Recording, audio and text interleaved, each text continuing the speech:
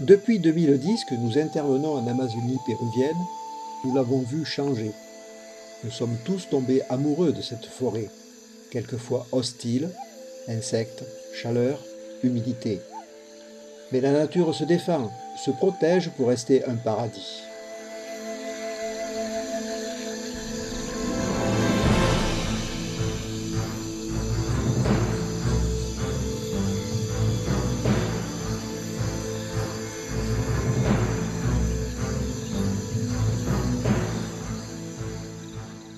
Dans cette région du monde, la forêt humide joue un rôle primordial dans l'avenir de notre planète. C'est un écosystème central dans la lutte contre le dérèglement climatique et la régulation du climat. Les forêts sont de véritables réservoirs de carbone. Elles emmagasinent 20 à 50 fois plus de CO2 que n'importe quel autre écosystème. Les populations natives de ces villages au bord des fleuves vivent simplement de la pêche, de la chasse, un peu d'agriculture et de cueillette. Ils sont pauvres mais heureux. Ils sont dans leur village avec les leurs, ils mangent à leur faim. L'électricité et une eau consommable sont les deux grands vecteurs manquants de ces populations. Bien que l'eau ici soit présente partout, elle est de piètre qualité, mais elle ne manque pas. Et puis, les territoires sont si vastes, pour si peu de concentration humaine, que l'assainissement n'est pas un problème majeur.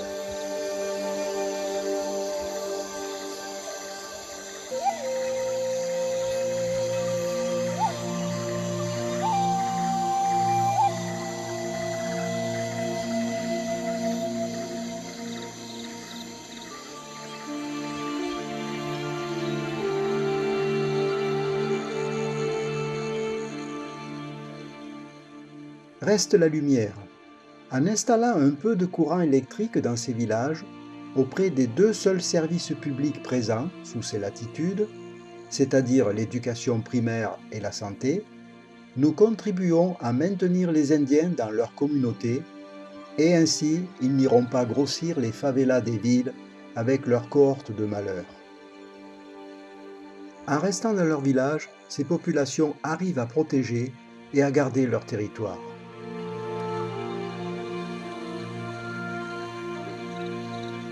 Mais de grands dangers les menacent et menacent l'écosystème qui profite à notre planète tout entière.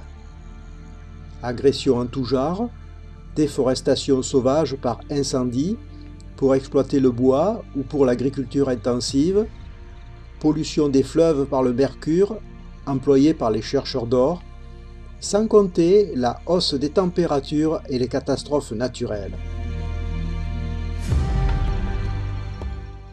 Il est donc urgent et indispensable que dans un cadre humanitaire, une électricité non polluante, renouvelable, durable, efficace et abordable soit installée dans les postes de santé et dans les écoles.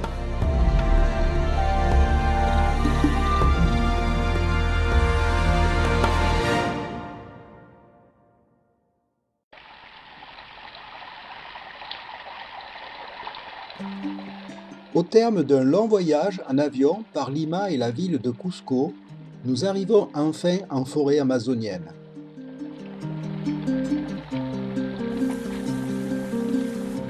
Notre mission se déroule au sud-est du Pérou, à la frontière du Brésil et de la Bolivie, dans la région du Madre de Dios à proximité de la ville de Puerto Maldonado. Avec Xavier Arbex, le fondateur des orphelinats en Amazonie, nous préparons le planning de nos interventions ainsi que les itinéraires. Itinéraires qui nous amèneront à utiliser divers moyens de transport, voitures, 4x4, pirogues.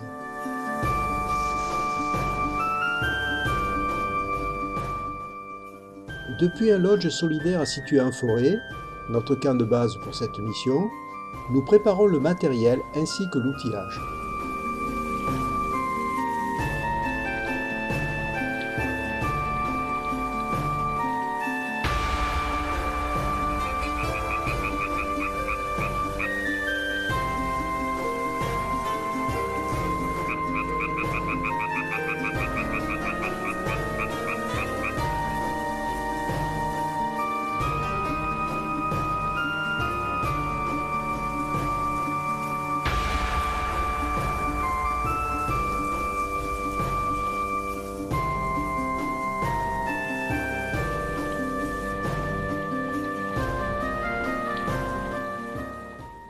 Avant de partir vers les villages, Xavier Arbex nous accompagne aux rencontres avec les autorités de la région et les dirigeants des ministères de la Santé et de l'Éducation. Ces réunions permettront de définir les moyens en logistique et en hommes, ainsi que les formations qui seront dispensées auprès des personnels des ministères et des villageois.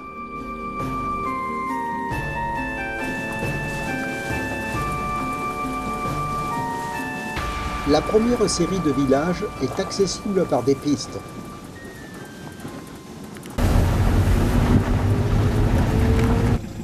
Il est tranquille, hein.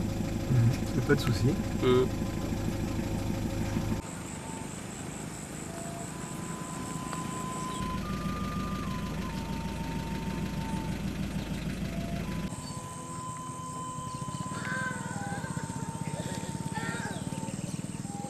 Arrivé à l'école de Cachuela, Oviedo, où se pose la question de savoir comment pouvoir accéder au toit sans échelle.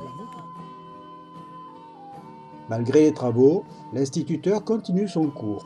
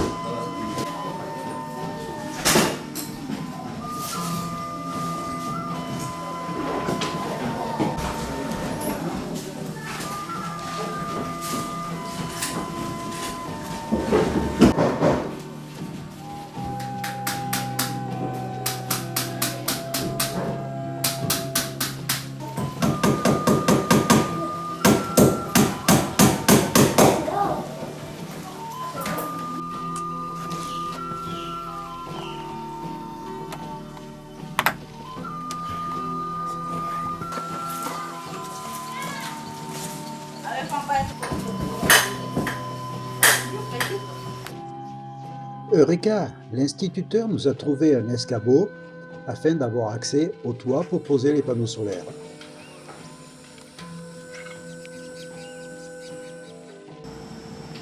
C'est la fin de la journée pour les élèves. L'instituteur assure lui-même le ramassage scolaire. Les premiers chantiers sont terminés pour nous. Retour au camp de base pour préparer la deuxième série de villages.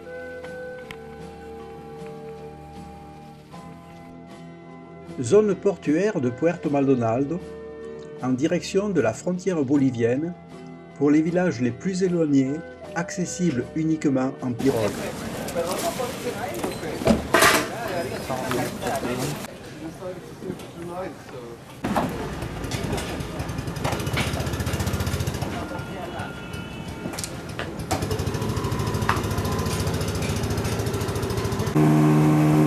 Le Madre de Dios, affluent de l'Amazone, 750 mètres de large. C'est une rivière malheureusement polluée par le mercure qui est utilisée par de nombreux chercheurs d'or tout à fait illégaux.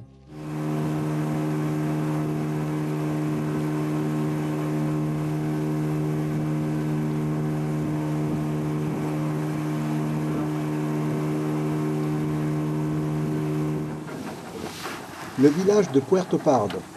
Nous sommes à la frontière de la Bolivie.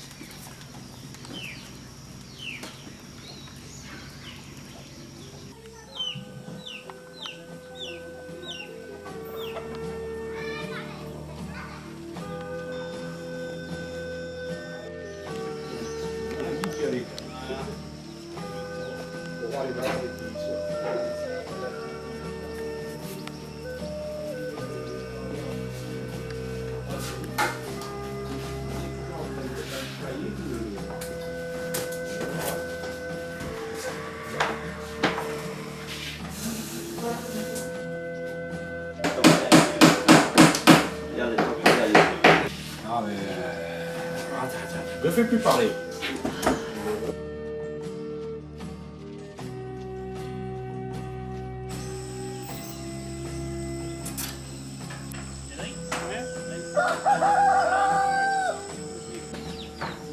Le poste de santé terminé, nous passons à l'équipement des écoles de Puerto Pardo.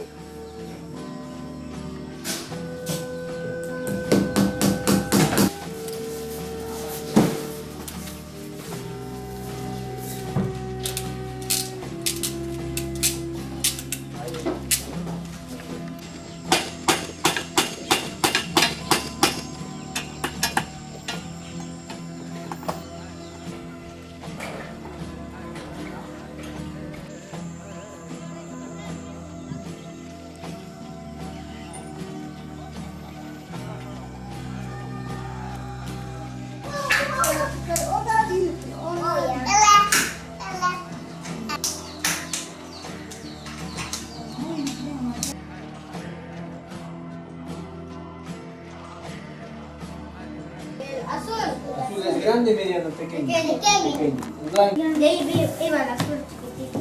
No, azul. Después.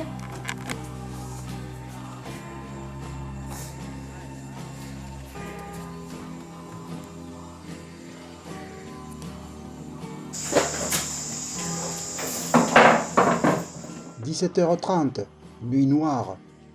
Entre un éclairage partiel et les lampes frontales, nous finissons la journée. Il est 20h, repas du soir. Au menu, du riz et du poulet. Il est 22h, nous sommes tous sous la moustiquaire. 6h du matin, Léoncio, notre piroguier, demande à l'épicière de nous préparer un petit déjeuner. C'est la fin du chantier des écoles, et avant de partir, nous portons un dernier regard sur ce village de Puerto Pardo.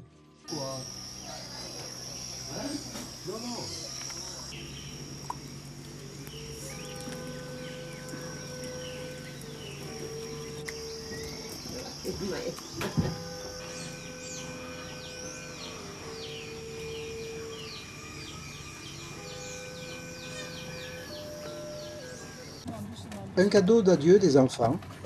C'est un petit collier de perles qu'ils ont fabriqué. Muchas gracias.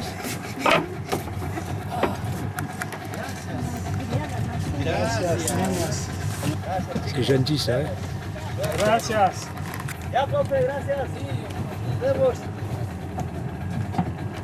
Qui demandait quand est-ce qu'on revenait pour... Nuevo Pacaram, dernière série de villages pour cette mission de 2015.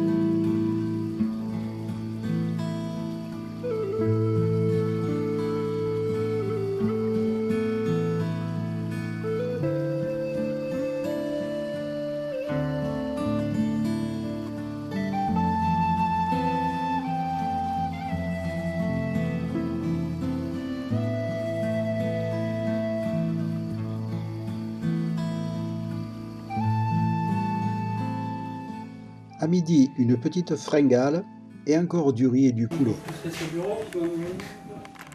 Une nouvelle école, celle du village de Nuevo Pacaram.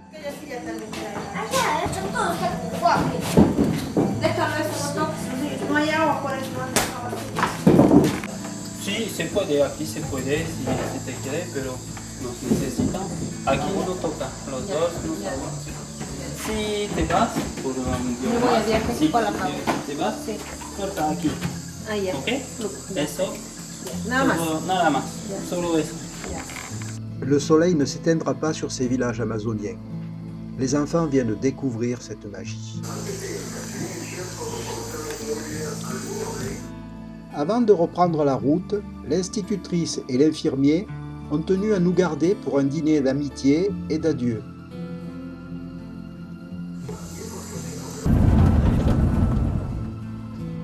Et c'est très tard dans la nuit chaude amérindienne que nous rejoignons notre camp de base.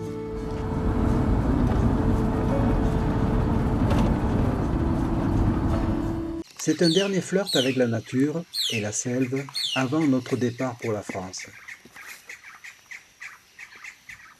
Nous avons contribué, avec toutes ces installations durables, au maintien des populations d'une petite trentaine de villages, et sans doute à préserver la nature environnante en l'état. Nous gardons fermement l'espoir que les autorités régionales de la santé et de l'éducation prendront notre relais pour améliorer, comme nous avons pu le faire, les conditions de vie des ethnies isolées du Madre de Dios.